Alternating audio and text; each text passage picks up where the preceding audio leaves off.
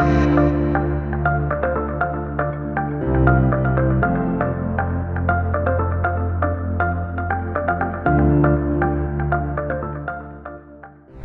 and welcome to another entry in Kalkine Media's Invest Nest webinar series. Now, this webinar is called Insights from 3 ASX mining companies amid commodity price swings. My name is Rachel Jones. I'm anchor and reporter with Kalkine TV. I'll be your moderator for today. Now, before going ahead with the session, it's important you're aware that this webinar is for informational purposes only and is not a solicitation or a recommendation to engage in any investment activity under discussion. We're neither licensed nor qualified to provide investment advice through this platform.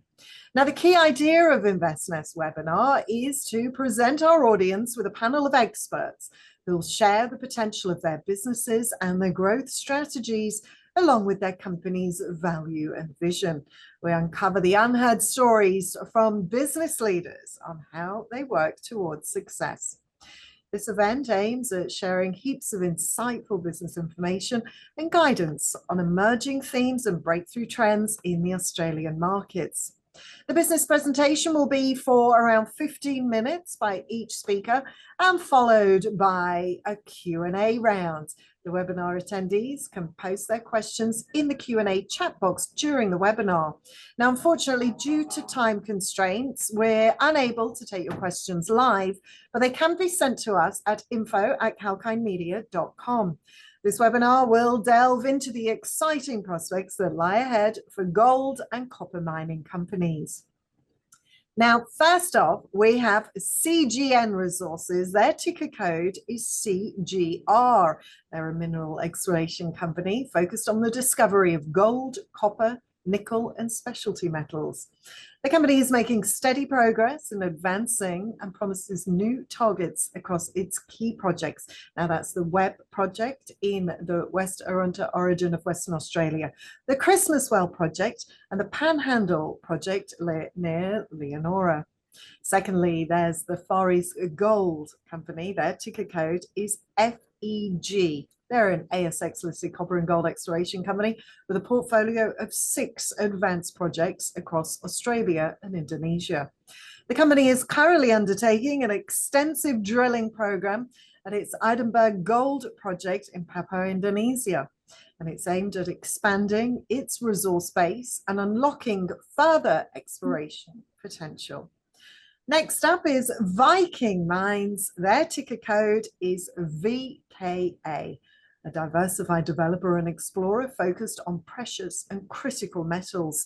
The company is actively advancing its first hit gold project and Canegrass battery minerals project in WA. So I'm happy to introduce our speakers for the day. We have Stan Wholley, Managing Director of CGN Resources, Mr. Shane Monera, CEO and Director of Far East Gold, and Mr. Julian Woodcock, Managing Director of Viking Mines. So first up, let's start with Daniel Wholley, Managing Director of CGN Resources. He's a seasoned geologist, entrepreneur, consultant, and executive with over 30 years of experience in the mineral industry.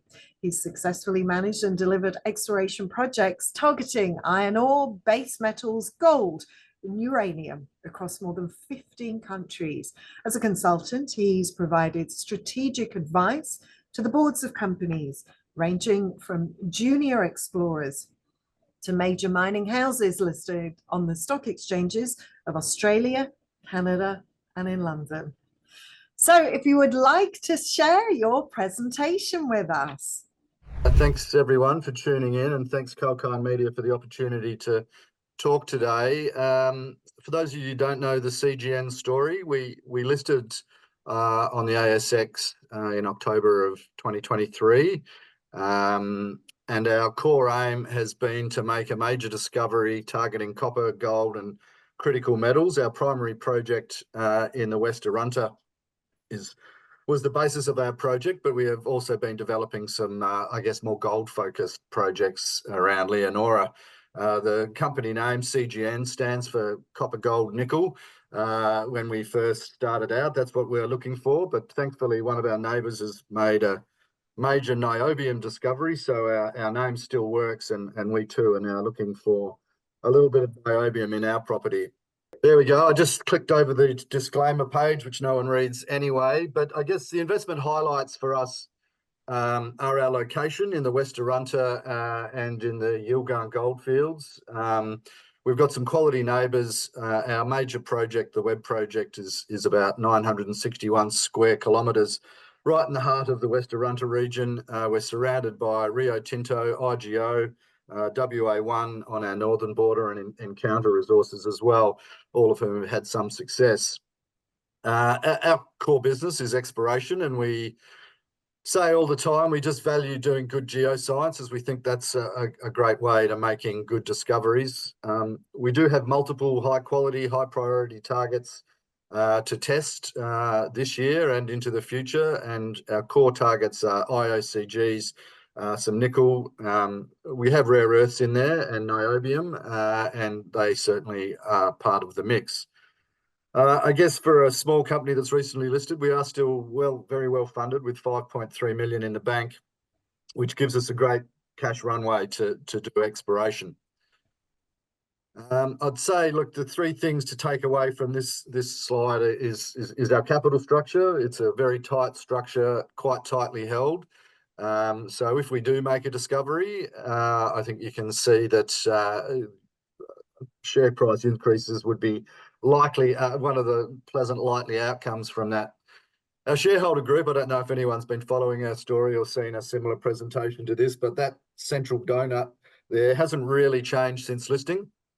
The top 20 shareholders still hold 38%, and they are a mix of the directors and board and managers, and as well as some high net worth investors that we brought in as resource industry investors that like that exploration story and can see value in the uplift. Thankfully, even though they've had opportunities to sell at profit, most of them are hanging in there, don't sell, and in many of the cases, they actually support us through buying still.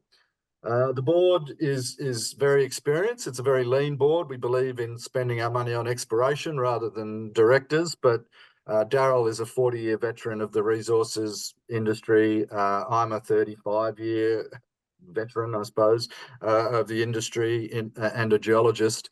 Daryl's a metallurgist, and Grant is an accountant, all of whom have quite a bit of directorial experience and management experience.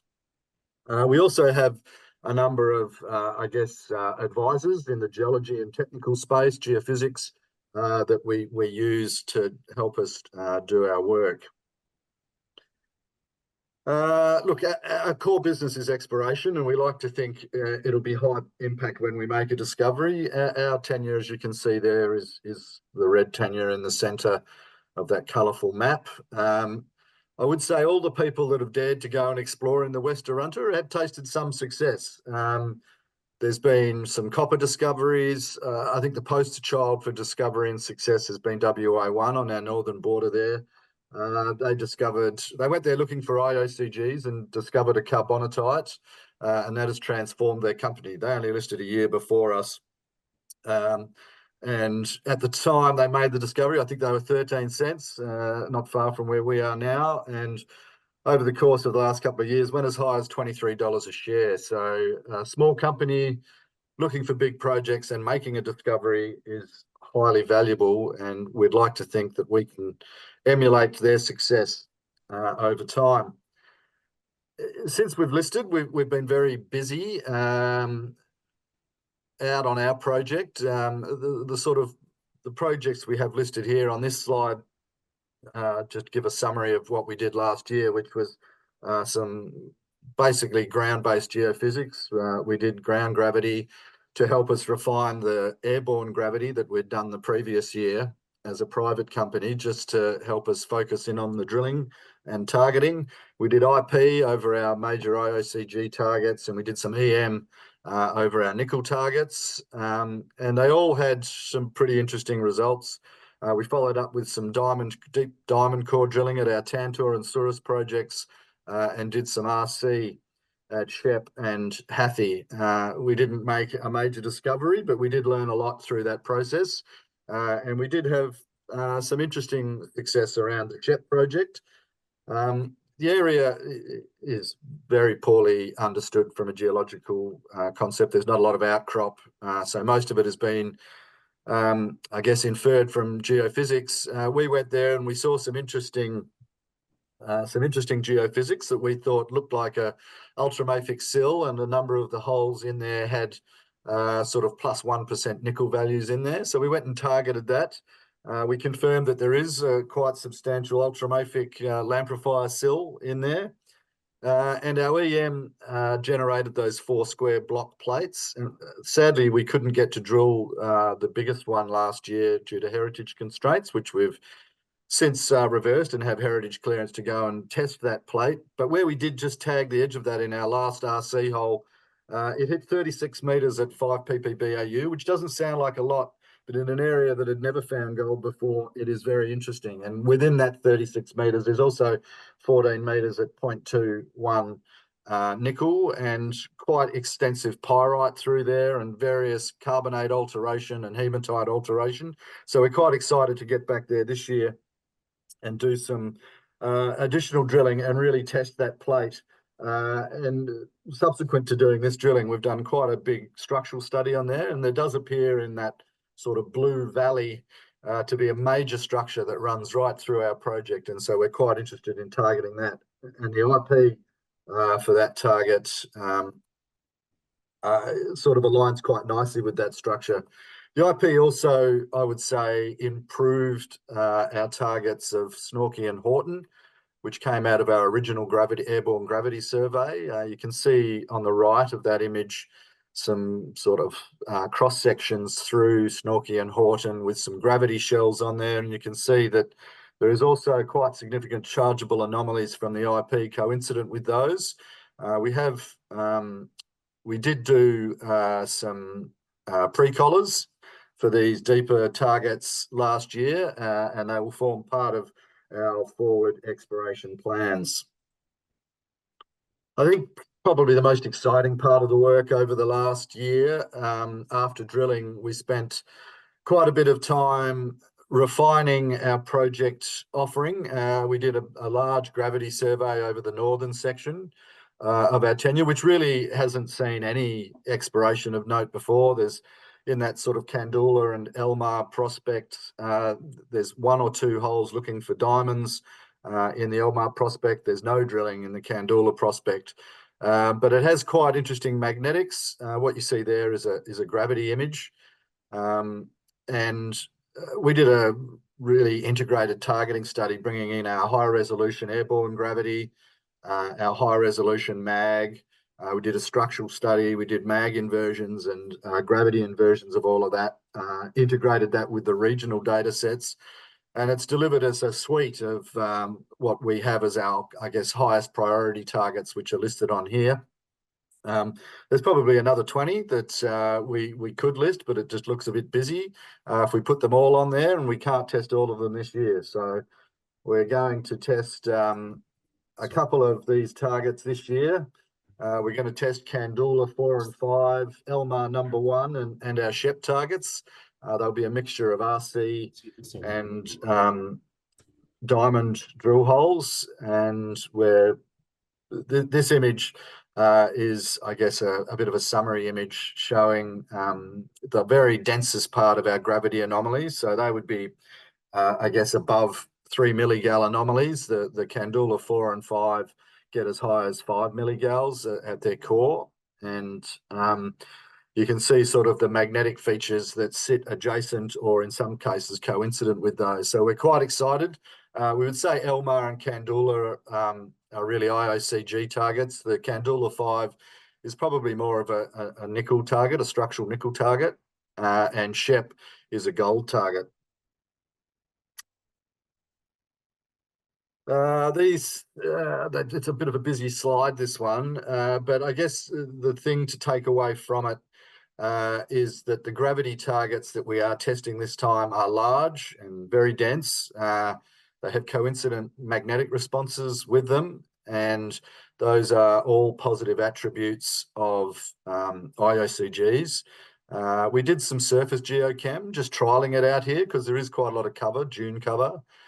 So we used an ultrafine technique, and all of these targets came back with sort of elevated responses for our IOCG index. So we're very excited. In many ways, these targets are probably superior to the ones we drilled last year, but we didn't have these data last year. So we are really excited about getting out there and testing these. It's very exciting to go and do real exploration, challenging exploration in areas that are untested, but are known to have large mineral systems present. Sort of middle of last year, we saw that gold was moving, and we thought that it sort of fitted with our strategy of doing exploration, and it'd be nice to have a project that we could look at in the off season. We are restricted by weather up at Webb. It has quite a wet season from pretty much November through till now. We thought we were safe to go this week, but there is another cyclone bearing down on us, but we're still going to push ahead. We don't believe that that's going to impact us at this stage, but this gold opportunity sort of grew out of I would say, a geoscience review of where we could actually pick up tenure that was vacant, or we could assemble tenure from some other groups in areas that had demonstrated endowment, a strong geological concept to target, that existed on a major gravity ridge, and had nearby substantial mines, and the Christmas Well and Panhandle projects fit that quite nicely. As you can see on this diagram, we have the sort of highlighted section in there. That's a magnetic image. It's just the GSWA magnetic first derivative image. And we've put on the sort of actual mines that have been mined. Sort of Tarmula, or they call it King of the Hills now, up to the north. That's a 4 million ounce deposit. Gwalia, 8 million, and perhaps growing from there. Tower Hill, 500,000 to 1 million. Callus, I think that's about the same. And then a number of sort of in that 250,000 ounce size. And this Rayside batholith, which is the left part of the diagram, and you've got the Walloona Norseman Belt greenstone, is prolific even as you move further to the north. We just felt that that piece of tenure that we've got there at Christmas Well overlies a really interesting part. And the reason I think there isn't a mine there, or a gold mine there, is there's a drainage system that runs through there, which has, when you hold a whole lot of tenure, and this area has been very tightly held by St Barb, Sons of Gwalia, and currently Genesis, they have a lot of other targets to test which are not undercover, so they tend to focus on those. We think this is a really interesting story. We've done the sort of data assemblage over this area, and I'm not sure if you can read that, the writing is a little small, but I guess the takeaway is where our tenure exists, it's either undrilled or it has drilling at 400 to 1 kilometre line spacings. And some of those drill holes have, there's 3 meters at 1.5, there's 2 meters at 2, 3 meters at 1.9, and a number of just under 1 mil intercepts, which have not really been followed up in a systematic way. And so once we have this tenure granted, we will certainly get out there and test some of these walk-up targets, but we're also doing quite a bit of work in conceptual targeting out in that E out to the left. There is an obvious, it looks like a piece of the greenstone belt has been folded around into the Rayside batholith, and it's never been tested with drilling. So we're quite excited about this tenure, and hopefully some other tenure that we might be getting our hands on in the near future. We like to think we have an exciting path forward, and I think we do. We've got a number of targets to test, which are exceptionally good targets for IOCG and carbonatites. We've done the sort of work on the left on time and on budget. We have heritage clearance across all of our targets to drill this year. We've completed the surface geochem, which came back with some really interesting and positive results. we've refined our targets down to the sort of 4 target areas that we want to test. If we have success in our initial drill holes, we have heritage clearance to expand drilling substantially, and we have the money to do it. So we're super confident and super excited to be getting out there and commencing those drill programs. We have the drill rig mobilising from Alice Springs on Monday. So, I'd like to think we'll be drilling by the end of next week and for the next few months. And so that'll just roll on. And so you'll start seeing results from that initial drilling come in probably late May, and then hopefully more and more results out through till the end of the year.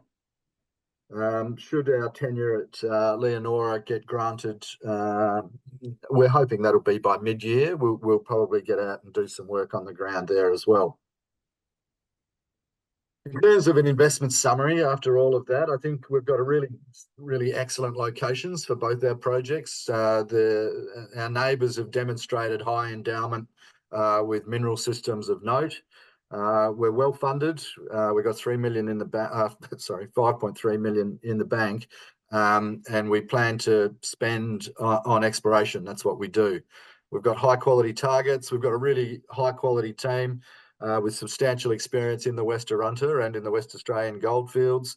We have a really great relationship with the Jamu Jamu native title holders. We were the first company to do an agreement with them, which is one of the reasons we have such a commanding land position up there.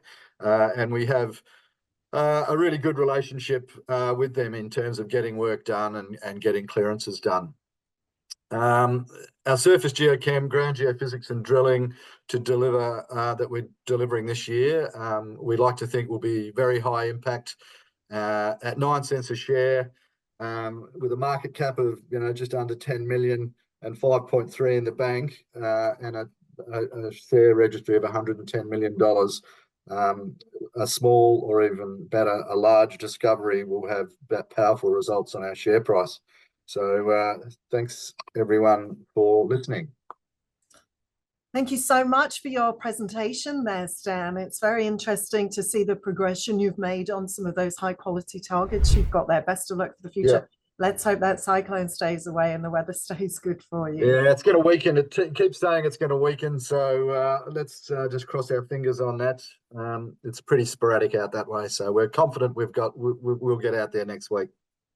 Absolutely. Good luck to you. Thanks for that, Stan. Now, we have had some questions come through from our audience. They've been coming through thick and fast. So, Stan, if you're still there, if I could go back to you, Stan Wholley from CGN Resources. We have a couple of questions which I'll direct to you about your company.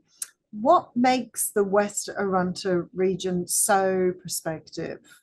Well, what took us there was the fact that it's the right type of rocks, the right age rocks. It's been demonstrated over time that period, the sort of Archean and Proterozoic, it was a fertile period in the geological history of the Earth.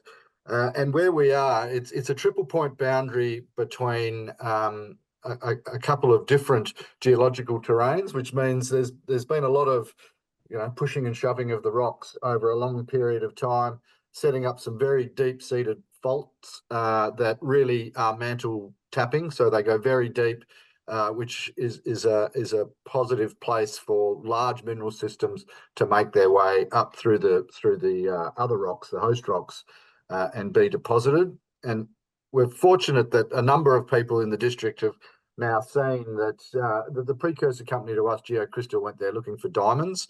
And found Australia's largest kimberlite field within our tenure. They went there and drilled a number of holes, and the kimberlites couldn't find any diamonds in their kimberlites, but there's still a couple of hundred to test. But I guess it's that kind of thing that demonstrates like very deep mantle tapping structures are present. There's been long-term magmatism in the area. Our neighbours to the north, WA1, went there like us looking for IOCGs, which have and ended up finding a carbonatite rich in niobium. But what that also demonstrates is that there's these very large mineral systems that can make their way up from the mantle and into the host rocks that we're now looking at. So it's the right type of rocks, a very long geological history, good structural preparation, and demonstrated sort of mineral-rich systems penetrating into it.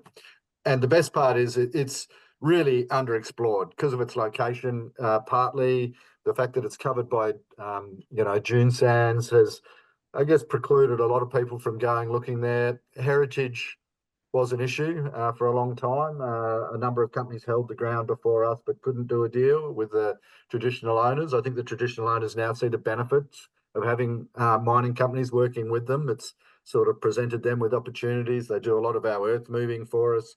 They're always out there helping us with clearing. So, yeah, that's my answer. Great, thank you. And Tim wants to know, back to the Webb project, what are the main objectives of the drilling campaign there? So, yeah, as I alluded to in my talk, our targeting is greenfield targeting. We go looking for big mineral systems. So for us to generate a target, we go through quite a rigorous ranking process. The targets need to be large. They need to have large scale potential. They need to be regionally significant gravity anomalies with a magnetic anomaly associated with it. We've subsequently done this ultrafine surface geochem, which has also demonstrated that there is certainly elevated minerals which are aligned with IOCG. And so we use all that to select our targets. The targets that we're hitting with deep diamond drilling have ticks for all of those things. And so our objective now is to go and test those gravity targets, really. So we aim the drill bit at the densest part of the gravity anomaly. If we can, we sort of try and align it with the mag, but we think the gravity in other IOCG systems, it has usually been the gravity anomaly that has held the best mineralogy. But success for us is obviously finding a major mineral system, but that might not be, the first hole may not be, 250 meters of +1 copper. It might be some little bits of copper in a major alteration system. If you look at something like Prominent Hill or Carapatina, they didn't hit it on their first drill hole, but they did hit mineral systems and then they followed them up. So that's our objective, is really to find large mineral systems that we can then test with further drilling. I like to think that this hole will have hundreds of meters of copper and gold mineralization in it, but let's wait and see. Is hoping. And Mr. Biggs wants to know, finally, what are the key goals for CGN for the rest of this year? Look, as I said, we're an exploration company. We run a very lean ship. We have a small board. The board is quite technical. I have one other geologist that I work with. We use some high-end consultants. So success for us is going out and testing our targets that we generate.